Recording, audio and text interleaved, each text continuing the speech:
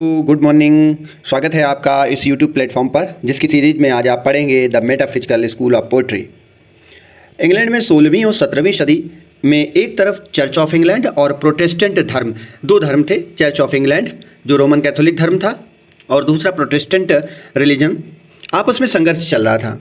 Francis Bacon, William Shakespeare, Christopher Marlowe जैसे university wits महान लोग जो ऑक्सफोर्ड और कैम्ब्रिज यूनिवर्सिटीज़ में पढ़ने वाले थे, लेखक थे, उन्होंने अपने लेखन के कार्य को जारी रखा। मिल्टन जैसे महान कवि अपनी परंपरा, जो प्यूरिटन की परंपरा से ओतप्रोत थे, उसमें उनमें आलोचनात्मक लेख लिखते जाते थे।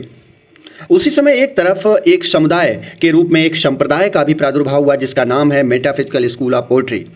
ये आध्यात्मिक और तत्वमीमांसा, मेटाफिजिक्स मीन्स कविता, जिसे मेटाफिजिकल स्कूल ऑफ पोइट्री या मेटाफिजिकल पोइट्री के नाम से जाना गया था। इसका डिटेल्ड डिस्क्रिप्शन आगे पढ़ते हैं और प्लीज़ नोट करते रहें, ये बहुत ही इंपॉर्टेंट है आपके लिए और आपके कंपटीशन के लिए।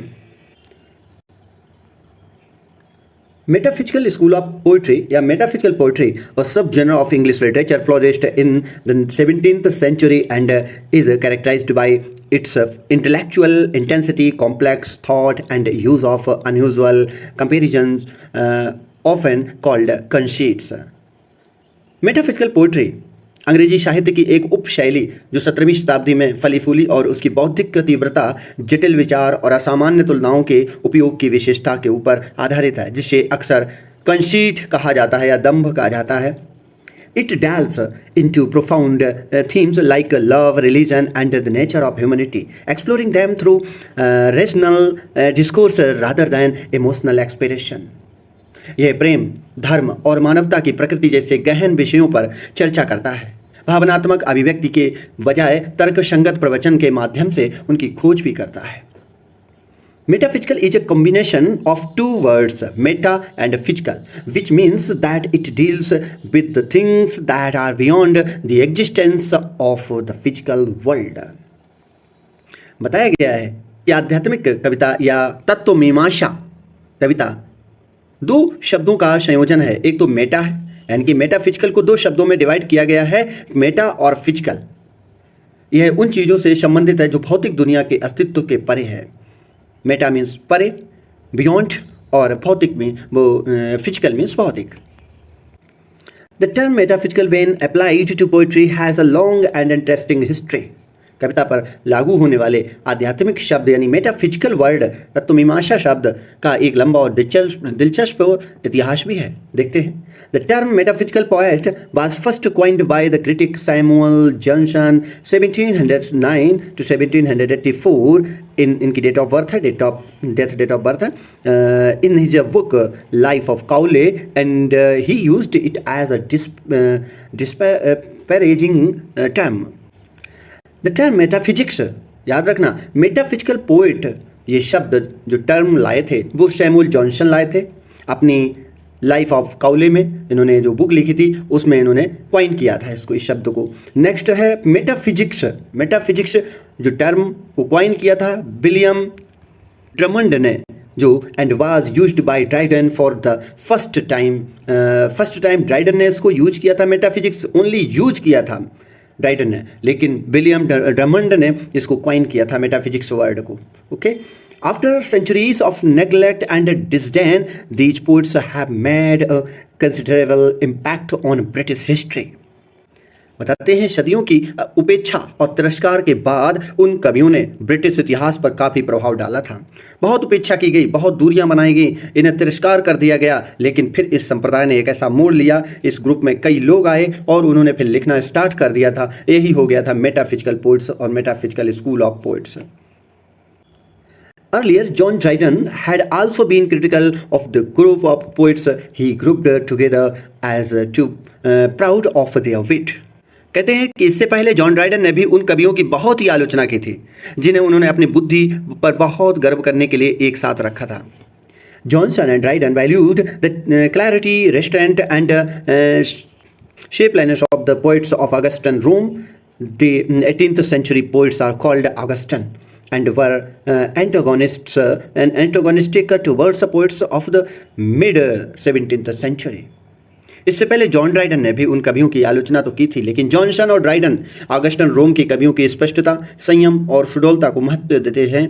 18वीं सदी के कवियों को ऑगस्टन कहा गया और 17वीं सदी के मध्य के कवियों के प्रति विरोधी भी थे। ये ऑगस्टन जो कवि थे 18वीं सदी के, वो 17वीं सदी के मध्य के कवियों के प्रतिरोधी भी थे और विरोधी भी थे। The metaphysical poets were out of critical favor for the 18th and 19th centuries. Obviously, the romantic poets found little in this heavily intellectualized poetry. Favor इस पे लिख देख लें, FAVOUR होता है ब्रिटिश इंग्लिश में, और FAVOR ये अमेरिकन इंग्लिश का इसमें आ गया है वर्ड। तो द मेटाफिजिकल पोइट्स जो 18वीं और 19वीं सदी में मेटाफिजिकल कवियों को आलोचकों का समर्थन नहीं मिला, और समर्थन जब मिला नहीं तो रोमांटिक कवियों को इस आध्यात्मिक बौद्धिक कविता में कोई ज़्यादा बहुत कम मिला, साथ ही नहीं मिला। At the end of the 19th century and in the beginning of the 20th century, interest in this group picked up, and especially important was T.S. Eliot's famous essay The Metaphysical Poets in 1921। कहते हैं 19वीं सदी के अंत में और 20वीं सदी की शुरुआत में इस समूह में रुचि बढ़ी, और विशेष रूप से टी.एस. एलियट का प्रसिद्ध निबंध द मेटाफिजिकल पोइट्स के नाम से 1921 में प्रकाशित हुआ, जो बहुत ही ज़्यादा महत्वपूर्ण हो गया था। Then the original big name, John Donne, big name is being superseded now by interest in George Herbert, whose religious seeking and questioning seems to be hitting a critical nerve। John Donne मूल wig name की जगह अब George Harvard में रुचि ले रहे थे, जिनकी धार्मिक खोज और सवाल आलोचनात्मक तंत्रिका को छू रहे थे, ऐसा बोला गया। This was a derogatory term as Johnson attacked the poet's lack of feelings, their learning, and the surprising range of images and comparisons conceit they used। यह एक अपमानजनक शब्द था, derogatory term, क्योंकि जॉनसन ने कवियों की भावना की कमी, उनके ज्ञान और उनके द्वारा इस्तेमाल की गई छवियों और तुलनाओं की आलोचनात्मक या आश्चर्यजनक सीमा पर हमला किया था। Walter Scott wrote that the Elizabethans played with words while the metaphysical with thoughts। Walter Scott ने लिखा है कि एलिजाबेथ के लोग शब्दों के साथ खेलते थे, जबकि मेटाफिजिकल वाले जो लोग थे, विचार थे, वो विचारों के साथ खेला करते थे, metaphysical with thoughts. Their conceits, metaphors and images, paradoxes and intellectual complexity make the poems a constant challenge to the readers। For example, Abraham Cowley compares a lover's heart to a hand grenade। Their poetry is unconventional as it does not imitate any style। उनकी कविता अपरंपरागत थी क्योंकि यह किसी भी शैली की नकल नहीं करती थी।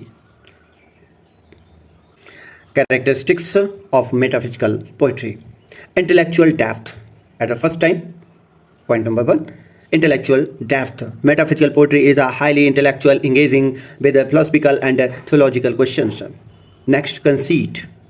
It utilizes conceits which are far-fetched or surprising comparisons, often drawing on diverse fields of knowledge। For example, John Donne's valediction forbidding morning used a compass to represent the relationship between two lovers according to Cora। Next, complex thoughts। Complex thought means जटिल विचार। The poems are characterized by complex and intricate thought, often exploring paradoxes and contradictions। Next, dramatic tone means नाटकीय tone या नाटकीय लहजा। Metaphysical poems often have a dramatic, almost conversational quality, with a focus on the speaker's direct address। Next, exploring of love and spirituality means प्रेम और आध्यात्मिक की खोज। Themes of love, religion, and the nature of humanity are frequently explored। Next, unusual imagery means असामान्य कल्पना। Metaphysical poets draw on diverse sources like science, history, and even alchemy to create unconventional imagery। Next point, John Donne was the leader of the group। The other poets included Richard Crashaw, George Herbert, Henry Vaughan, Thomas Carew, John Cleveland, Abraham Cowley, and Andrew Marvell. Critical opinion of the school has been varied. Johnson claimed that they were not successful in representing or moving the affections, and that neither was the sublime more within their reach.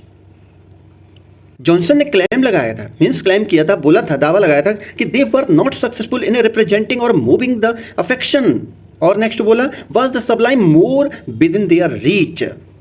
बोला Johnson ने कि वे भावनाओं को व्यक्त करने या उन्हें आगे बढ़ाने में सफल नहीं थे, और न ही उदात्तता उनकी पहुंच में थी, न ही सबलाइम उनकी पहुंच में थी। इस तरीके से उन्होंने लिखा था।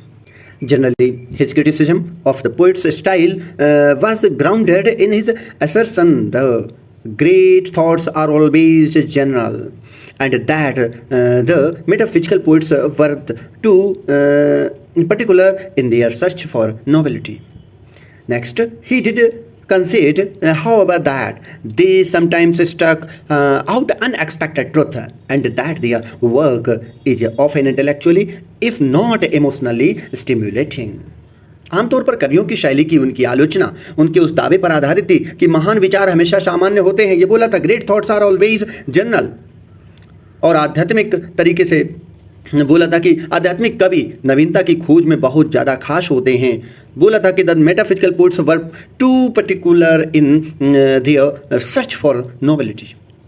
फिर उन्होंने बोला था कि हालांकि उन्होंने स्वीकार ये भी किया था कि वे कभी कभी अप्रत्याशित सत्य को सामने लाते हैं, means they sometimes struck out unexpected truth, कभी कभी अप्रत्याशित सत्य को सामने लाते हैं, और उनका काम अक्सर बौद्धिक रूप से, भावनात्मक रूप से नहीं, उत्तेजक होता है। ये भी बोल दिया था, emotionally if not emotionally stimulating, means उत्तेजक होता है।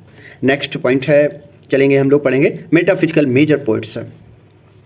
आपको पहले बता चुके हैं कि मेटाफिजिकल स्कूल ऑफ पोइट्री का जो एक प्रादुर्भाव हुआ, एक संगठन बना, जिसमें एक तरफ जॉर्डन वगैरह जो लीडर थे और इनके साथी लोग जो आगे हम लोग पढ़ेंगे, ये लोग अपनी पोएम लिख रहे थे, और कई राइटर्स थे जो एलिजाबेथन एज में अपना लेख लिख रहे थे। कोई प्रोज लिख रहा था, तो कोई पोइट्री लिख रहा था, या कोई ड्रामा लिख रहा था। उन सभी ने इन लोगों की आलोचनाएं तो की, लेकिन बाद में आकर के बहुत से लोगों ने मेटाफिजिकल स्कूल ऑफ पोइट्री या मेटाफिजिकल पोइट्री की सराहना करने लगे थे, क्योंकि ये आध्यात्मिक बेस पर लिखी गई कविताएं थीं। उनमें सबसे पहले पोइट थे John Donne, 1572 to 1631, widely considered the father of the genre. Donne's poems are known for their intellectual wit and exploration of love, death, and religion. Next poet, George Herbert, 1593 to 1633. Herbert's poems, often devotional in nature, are characterized by their intense emotionality and exploration of religious themes. Next, Andrew Marvell, 1621 to 1678. Marvell's poetry, particularly to his choir mistress, इनकी ये famous हुई थी, to his choir mistress, is known for its intellectual playfulness and exploration of love and morality. John Donne इस style के पिता माने जाते हैं, जनक माने जाते हैं, और डन की कविताएं उनकी बौद्धिक बुद्धि और प्रेम, मृत्यु और धर्म की खोज के लिए जानी जाती हैं।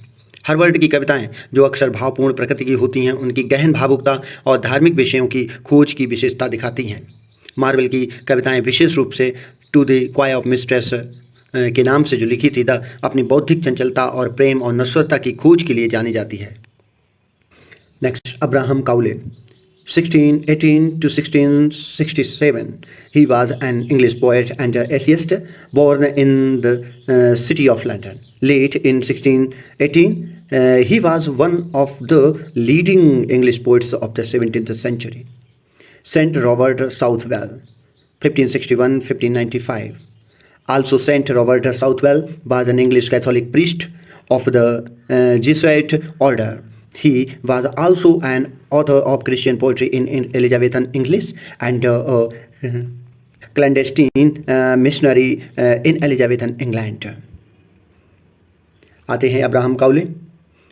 अब्राहम काउले ने उनको एक अंग्रेजी कवि और निबंधकार माना जाता है, और बताते हैं कि 17वीं शताब्दी के प्रमुख कवियों में से एक थे। सेंट रॉबर्ट साउथवेल भी बताते हैं जेसुइट ऑर्डर के एक अंग्रेजी कैथोलिक पादरी थे। वे एलिजाबेथन अंग्रेजी में ईसाई कविता के लेख और एलिजाबेथन इंग्लैंड में एक गुप्त मिशनरी भी थे।